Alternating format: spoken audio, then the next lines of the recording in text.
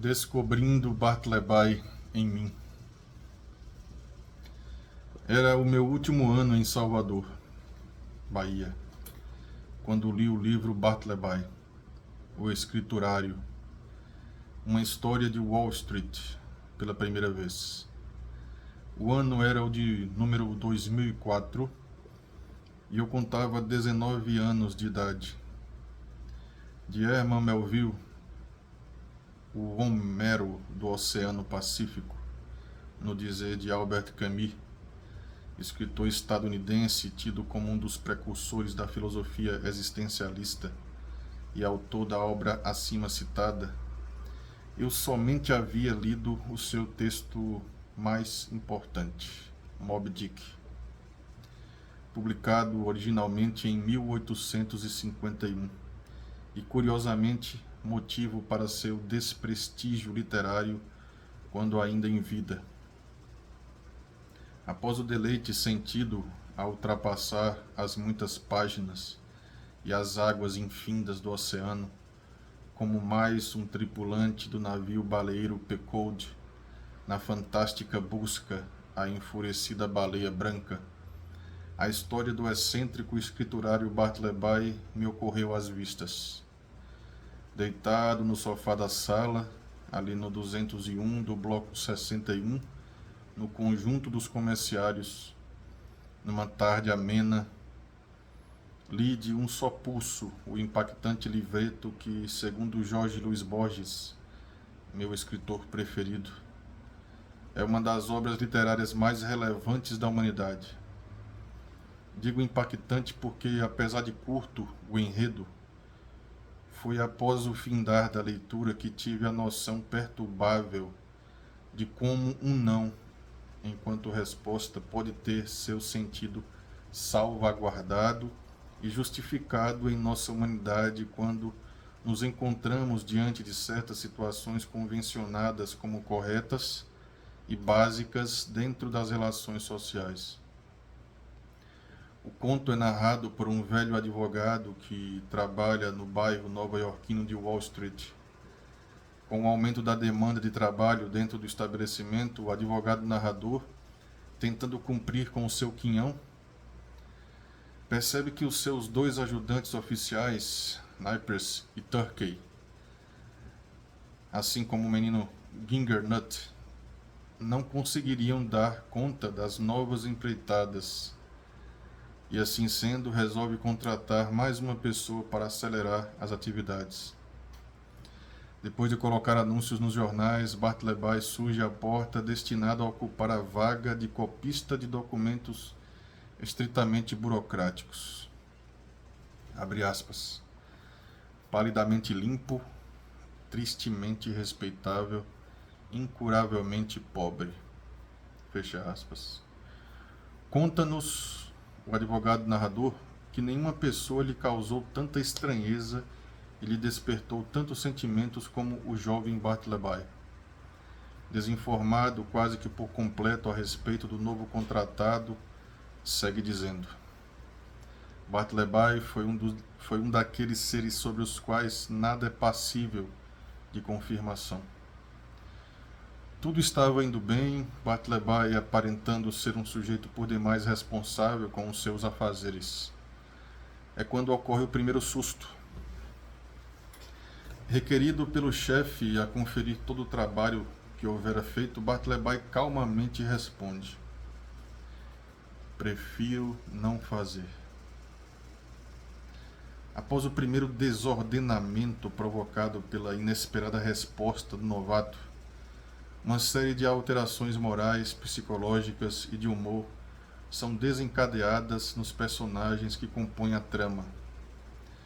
Havia algo em relação a Bartleby que não apenas me desarmava estranhamente, como, de um modo maravilhoso, tocava-me e desconcertava-me.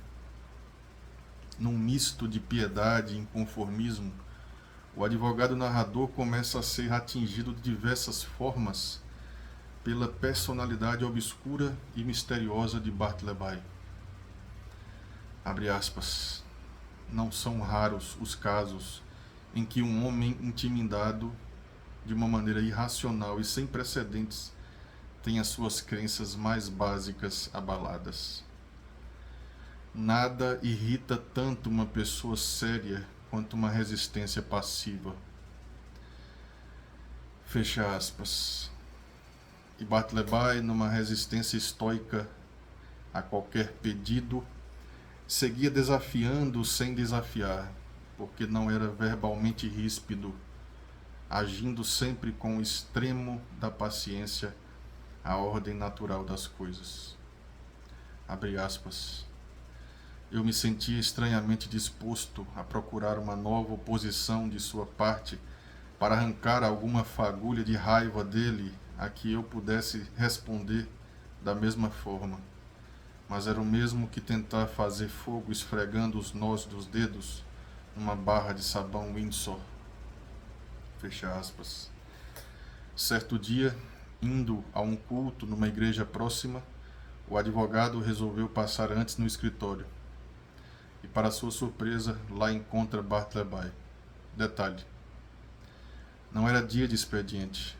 Bartleby conseguira adentrar não só a alma e mexer com as faculdades mentais de todos os seus convivas, mas agora havia tomado de vez o espaço físico do lugar, o que causava ainda mais confusão no arranjo das reflexões inerentes a ele feitas pelo chefe. Abre aspas. Porque eu considero castrado um homem que permite tranquilamente que seu funcionário lhe dê ordens e diga-lhe para retirar-se do seu próprio imóvel. Não se podia pensar por um segundo sequer que Bartleby fosse uma pessoa imoral. Ao relembrar todas essas coisas e compará-las com o fato recém-descoberto de que ele fizera de meu escritório sua residência física e lar, e sem esquecer de seus caprichos mórbidos, ao relembrar isso tudo, um sentimento de prudência começou a tomar conta de mim. Eu poderia oferecer compaixão ao seu corpo, mas não era seu corpo que lhe doía, era sua alma que sofria, e a sua alma eu não conseguia alcançar. Diante de tal derbe, o chefe decide demiti-lo, mas ouve a resposta: prefiro não ir. Ele era mais um homem de preferências do que de conclusões. Beirando a estafa, lutando contra sua própria cólera e já por demais entregue ao desconhecimento de alguma provável solução para o caso do seu funcionário, o advogado decide ele próprio distanciar-se de Bartleby. Um errante que se recusa a sair do lugar. Já que ele não vai me deixar, eu devo deixá-lo. O final não cabe a mim contar, porque não é meu desejo tirar de você, leitor, o prazer da plena leitura. O certo é que quando me perguntam se eu já li a história de Bartleby, digo que sim, e ainda complemento. Foi lendo este livro que aprendi a muitas vezes dizer um não como resposta. Condensado prefiro não, no original I would prefer not to, evoca um tempo reflexivo de que o ser humano está demasiado carente atualmente, engendrado numa mecânica social sistemática, onde as relações humanas se dão através de valores baseados na eficácia de sua produção, ligados a uma forma desumana de vida, capitalista ao extremo. O simples gesto de não aceitar fazer o que é requerido acaba se transformando numa metafórica afronta à entidade superior, detentora do poder. Sófocles, dramaturgo grego, já dissera certa vez: há algo de ameaçador num silêncio muito prolongado.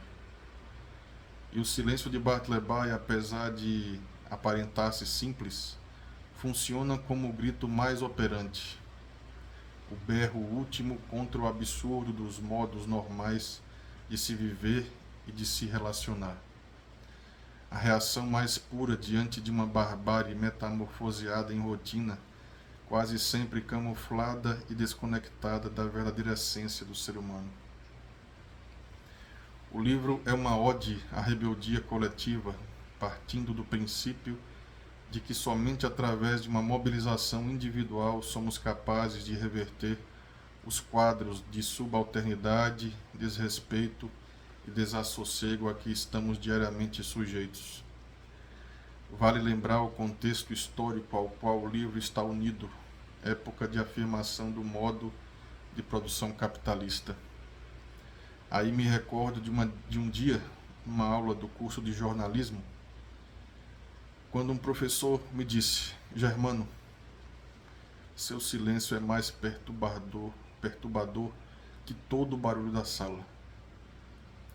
De chofre remontei Bartleby dentro de mim, com fixas peças de obstinação e verdade.